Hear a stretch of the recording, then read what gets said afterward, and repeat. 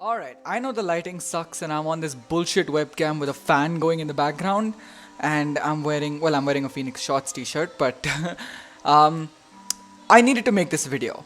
And this was long overdue because I went and watched Oppenheimer on Sunday, 2 days back, as I'm making this video. And so I really needed to record this to give you guys my thoughts, not just on the story, but actually even on the experience of watching it as a blind individual. So here goes. Here are my unfiltered thoughts. Let's actually start with the story, and this is going to be a complete one take. I'm actually completely speaking without really cutting anything. In terms of the story, I really loved how they did it. It's not to spoil much, but it's set in two parallel time frames, just 10 years apart, but it's really good because it gives you an idea of what happened in 43 through the lens of what people were thinking in 53 through an interview. It shows you this parallelism between thought processes, between how he built the bomb, but then later realized that it was such a big mistake, and how everyone sought to take him down after bringing him up. It was a very, very interesting way they did it. It's a long movie, granted. It's 3 hours, and so it's not for the faint-hearted. It's really something that you need to watch if you're into national security, if you're into science and nuclear physics, and if you really enjoy such concepts. If you have studied history and you like it, you're really, really going to enjoy this. It's less of a documentary and more of something highlighting the consequences of nuclear production or producing nuclear bombs. Now, I also want to talk about the cast because honestly, a lot of them really, really did well. Cillian Murphy was amazing. The way that he played this character of Oppenheimer, who was a little crazy compared to other physicists, or at least that's what other physicists thought at the time. His ideas of quantum physics were a little over their heads. That character that he played was absolutely amazing. That short-temperedness that Oppenheimer had, that was really well displayed.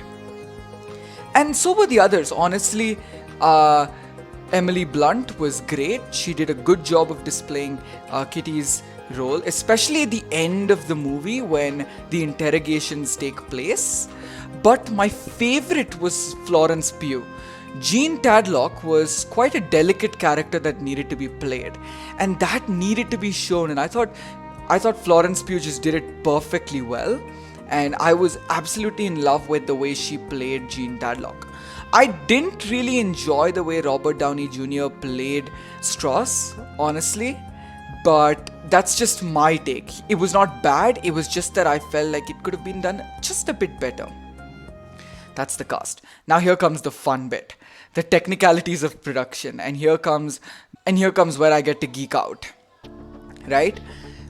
IMAX is where you gotta watch this. You can't watch this on a non-IMAX screen because this is just an IMAX movie. It's shot on an IMAX camera and it's shot beautifully. You can notice the slight grunginess in the fact that there's no computer graphics being used. It has that realism to it, but that's a good thing, honestly.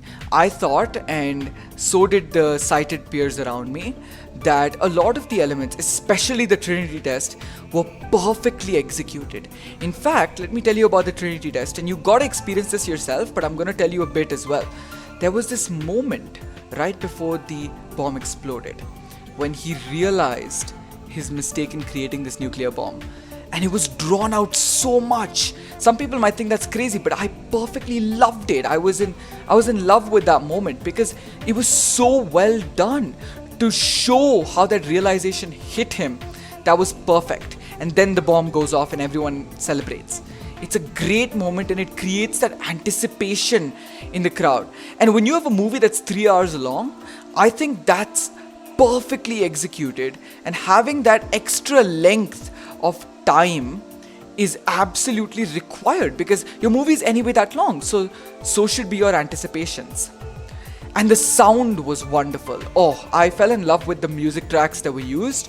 The background score of that movie was great, as is a lot of his movies, right? Christopher Nolan's background scores are usually something great and absolutely wonderful. Inception and Interstellar, anyone?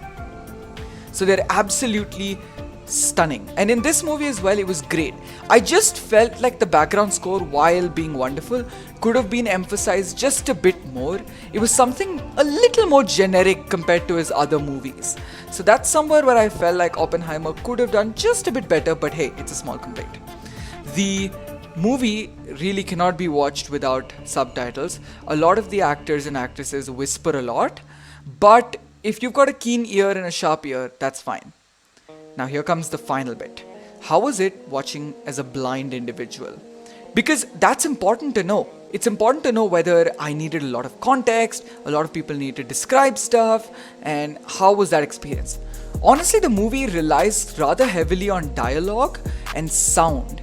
So there was not much that needed to be described. However, I would still advise taking someone with vision to the cinema if you're going to watch it there, and if you don't have audio descriptions, because there are these two parallel timelines going, right? And you might figure it out with the dialogue, but it will take you an extra few seconds, and it just helps to have that extra set of eyes. And even for things like the Trinity test, you may not know when the Trinity test immediately starts, so you want to have some bit of visual description, although not as much will be required. It's not that visually extra detailed and dependent, but it's always good to have. So what do I think at the end? Well, I was glad that I went for Oppenheimer because it was something that I was looking forward to. As a science and history nerd, it's something that I absolutely lap up. It's beautiful. And I got my money's worth because the movie was stunning. It's 3 hours, but it's 3 hours of keeping you in grips, in the jaws of the storyline and not letting you go, keeping you on the edge of your seat with a few comedic sprinkles thrown in. So it's absolutely wonderful that way. However, yes, in India some things were censored and that kind of sucked, but I guess we could make room for that given the storyline being just so wonderful. I would definitely recommend you go watch Oppenheimer. Give it one watch and go watch it in IMAX, because that entire experience of watching it in a cinema hall in the IMAX format on an IMAX screen is something completely different with the Dolby sound. It's not something you might get immediately with your TV, even if you are using surround sound speakers because of compression and everything. So I would definitely recommend you go, although watch out because ticket prices are skyrocketing. Have you watched Oppenheimer though? And if you have, what did you think? Are you a fan of such movies like scientific ones? Let me know in the comments though, because that's something I'd love to know. Let's connect over that. And I will catch you